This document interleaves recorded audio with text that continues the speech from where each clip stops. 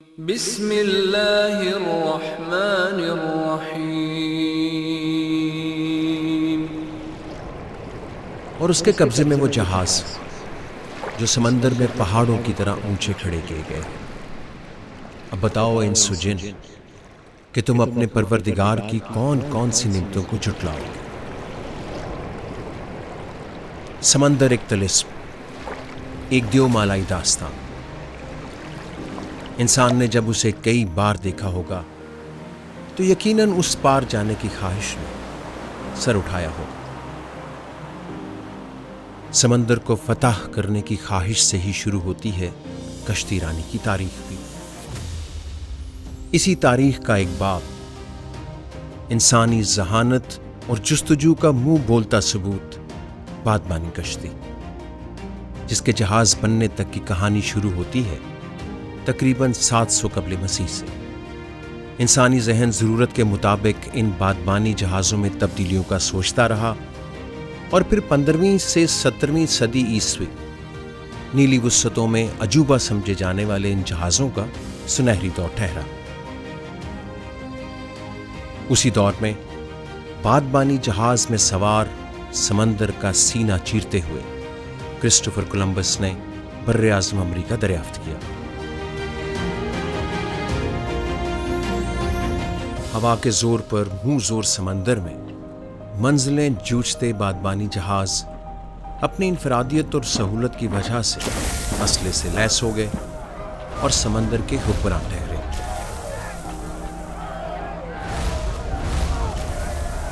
अब जो चाहे बहर के सीने पे तिजारत हो, छोटी लड़ाइयां हो या जंगें, ये सबके लिए लाजिम हो चुके थे।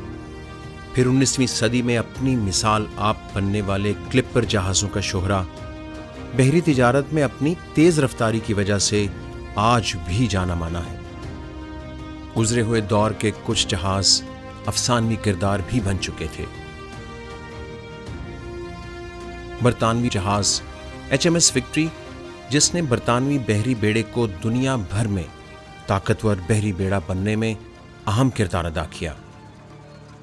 जबकि अमरीकी जहाज USS कॉन्स्टिट्यूशन को कैसे भूला जा सकता है, जो 1812 की जंग में जीत की अलामत था। तारीख के सफ़ों पर दर्ज बहुत से अफसानवी बादबानी जहाज़ों की रिवायतों का एक अमीन, माजी का ए क्लास प्रिंस विलियम, बहुत सी तब्दीलियों से गुजरने के बाद हाल का राहनवर्द।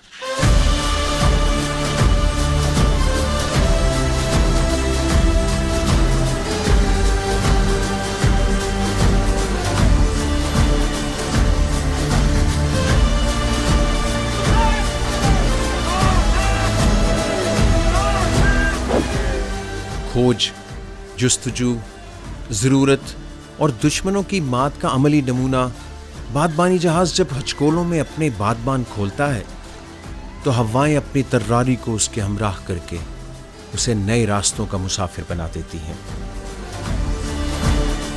सितंबर 2010 में इसे पाकिस्तान नेवी ने बरतानिया में कायम टॉल शिप यूथ ट्रस्ट नामी तंजीम से हासिल किया।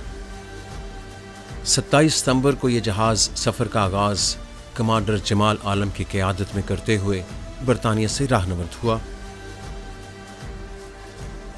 6 दिसंबर 2010 को कराची के साहिल पर पहुंचा और फिर सब्ज़ परचम के साए तले नीले पानियों में कई नामवर कमांडर्स की कमान में रहा, जिन्होंने अपनी महारतों के नए से नए बाब राहनवर्द पर रकम किए। जहाँ तक हमारा वॉयज का ताल्लुक है, वो 70 दिन का वॉयज था। 70 दिन में हमने 5 कंट्रीज़ के पोर्ट्स को टच किया, 7 समंदरों को हमने क्रॉस किया, 7000 किलोमीटर चल के आए। So we had ample amount of time. जितने भी इसकी SOPs थी, टेक्निकल हो चाहे वो ऑपरेशनल पॉइंट ऑफ व्यू से, वो हमने स्क्रैच से बनाए। और ना सिर्फ इसको स्क्रैच से बनाया बल्कि हमने उसको इम्प्लीमेंट करके भी दिखाया। दुनिया भर में सेल ट्रेनिंग को HR पॉलिशिंग टेक्निक के तौर पर यूज़ किया जाता है। बड़े बड़े कॉरपोरेट इदारे अपनी एग्जीक्यूटिव लीडरशिप को और अपनी HR की सलाहियतों को पॉलिश करने के लिए सेलिंग टेक्निक्स का सहारा लेते हैं। पाकिस्तान नेवी ने इसी फैक्ट को रियलाइज़ करते हुए 2010 में PNS राहनवर्द की शमूलियत के बाद से हज़ारों ट्रेनीज़ की सेल ट्रेनिंग की मदद से लीडरशिप और पर्सनल एट्रीब्यूट्स को पॉलिश किया। चाहे आप जितने भी मॉडर्नाइज हो जाएं, इस तरह की जो बेसिक प्लेटफॉर्म्स हैं वो किसी भी ट्रेनिंग में एक सिग्निफिकेंट रोल प्ले करता रहेगा। कि जब भी हमारे शिप के ऊपर के कैडेट्स आते थे, पहले दिन के कैडेट्स में और जो ट्रेनिंग पैकेज के बाद जो वो निकलता था, एक ज़मीन आसमान का फ़र्क होता था। जब first time as a training cadet इस जहाज़ पे बोर्ड किया, जो चीज़ें मैंने यहाँ पे सीखी, आज एज ए नेविगेशनल ऑफिसर वही चीज़ें मैं अपने जूनियर्स को सिखा रहा हूँ, for which I am really proud of.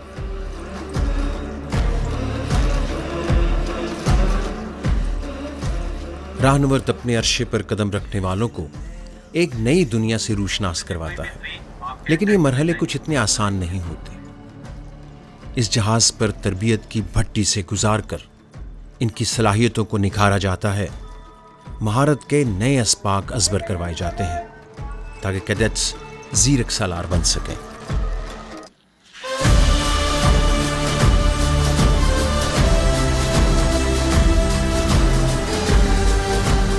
इस जहाज़ पर आने वाले ट्रेनीज़ को शुरू में ये जहाज़ एक बहुत मुश्किल चैलेंज की तरह लगता है, लेकिन जब हम उनके अंदर सेल्फ कॉन्फिडेंस, रिस्पॉन्सिबिलिटी और लीडरशिप की क्वालिटीज़ इंकलकेट करते हैं तो वो टीम वर्क को अपनाते हुए इस चैलेंज से भरपूर तरीके से नबरदज़मा होने की ट्रेनिंग हासिल करते हैं। समंदर की वुसअत में शाहाना अंदाज से बादबान खोले ये जहाज़ जितना सख्त जान नजर आता है, इससे कई ज्यादा सख्ती झेलने का अहल होता है।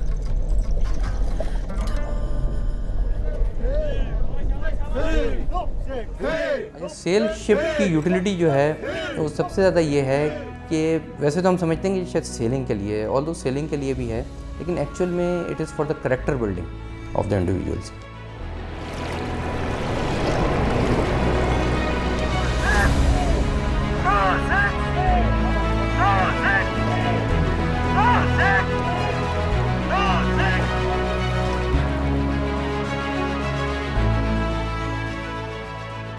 जब मैं इसके ऊपर एज ए कमांडिंग ऑफिसर गया तो I think I found it majestic, powerful और पीसफुल फीलिंग है जब ये सेल्स पे ऑपरेट कर रहा होता है, तो वो एक्सप्रेस नहीं की जा सकती। जो सेरेनिटी है, जो इन्वायरमेंट क्रिएट करता है जब आप पानियों में जा रहे होते हैं, तो वो एक बहुत ही ज़बरदस्त सी फीलिंग होती है।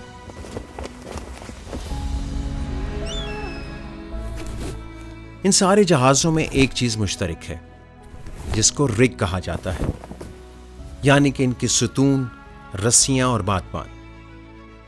क्योंकि ये इंजन या किसी और मैकेनिकल आले से बिल्कुल मुख्तलिफ होते हैं, इसलिए इनकी देखभाल और बर वक्त मायना करना भी एक फन है।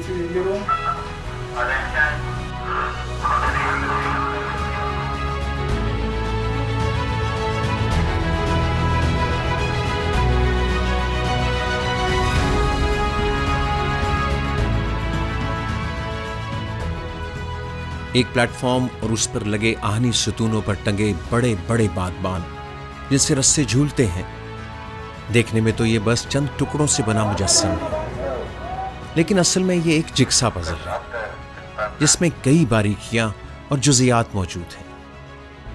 अब वो चाहे इसके पार्ट्स हों या फिर इन पार्ट्स का मटेरियल, हर एक जुज़्व गौरतलब है।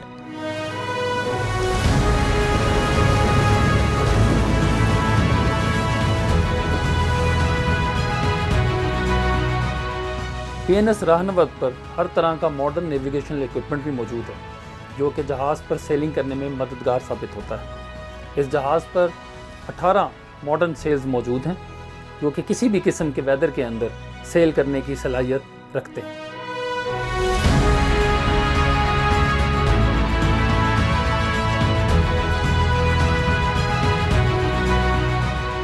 इस पे मॉडर्न ट्रेनिंग फैसिलिटीज़ अवेलेबल हैं जिसमें प्रॉपर चार्ट रूम है, इसका ब्रिज है, इस पे बाकी लिविंग स्पेसेस के अलावा इसके ऊपर मेन और ऑक्सिलरी मशीनरी के डेडिकेटेड कंपार्टमेंट्स हैं।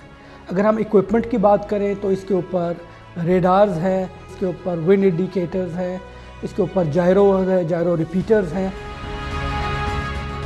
आलमी स्टैंडर्ड्स के मुताबिक हर साल राहनवर्द को जांच के मरहले से गुजरना पड़ता है और तभी ये समंदर में अपने फ़राइज़ सर अंजाम देने के लिए मज़ीद 1 साल के लिए काबिल समझा जाता है।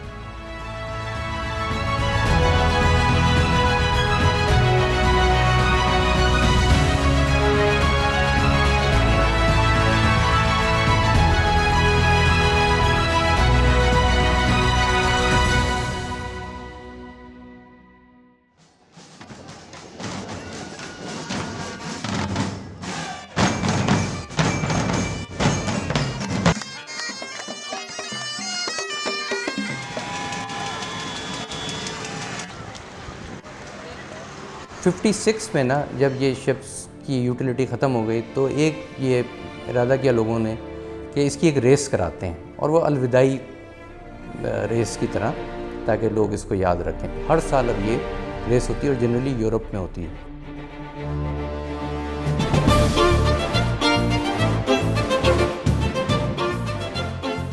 जब हमने वहाँ ऑपरेट किया, पहले दिन परेड होती है जो स्ट्रीट्स के अंदर होती है, और पूरे जितने भी शहर वाले और मुल्कों से भी आते हैं वो उधर आके देखते हैं और अप्रिशिएट करते हैं। तो जब हमने वो परेड की और हमने उस परेड में अपना कल्चर कैरी किया, और आपको ये सुन के खुशी होगी, उस रेस में सबसे ज़्यादा अट्रैक्टिव जो है ना हमारा स्क्वाड था।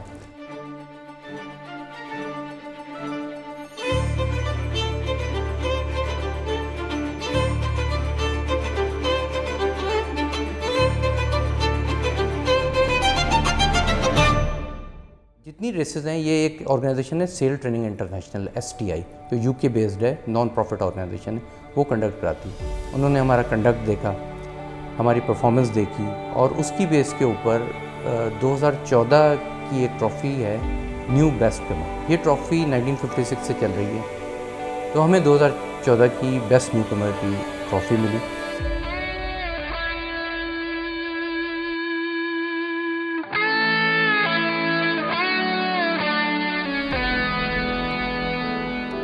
ये एक एम्बेसडर्स हैं जो कि जहाँ भी जाते हैं ये एक अपनी मैरीटाइम हेरिटेज को, मैरीटाइम कल्चर को, मैरीटाइम अवेयरनेस को अपनी नेशन की ये बाकी कंट्रीज़ में इसको डिस्प्ले करते हैं। The basic aim of this ship is not only to sail but to learn from sailing.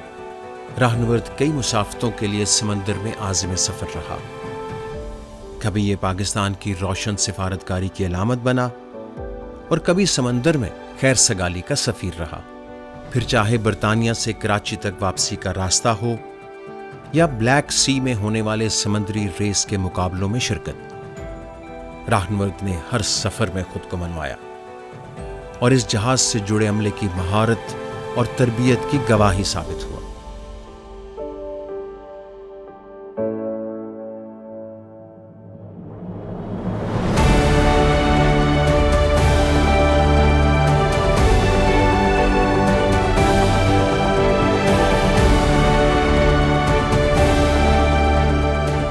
समंदर की फितरत से आशना लोग कहते हैं कि समंदर भला कब किसी का दोस्त हुआ, और ठीक ही कहते हैं। राहनवर्द जब भी हवाओं का सहारा लेकर इस समंदर का सीना चीरने निकलता है तो कभी हवाओं को सुकूत तो कभी तूफान, कड़कते बादल, पिपरी मौजें इसके हम रकाब होती हैं।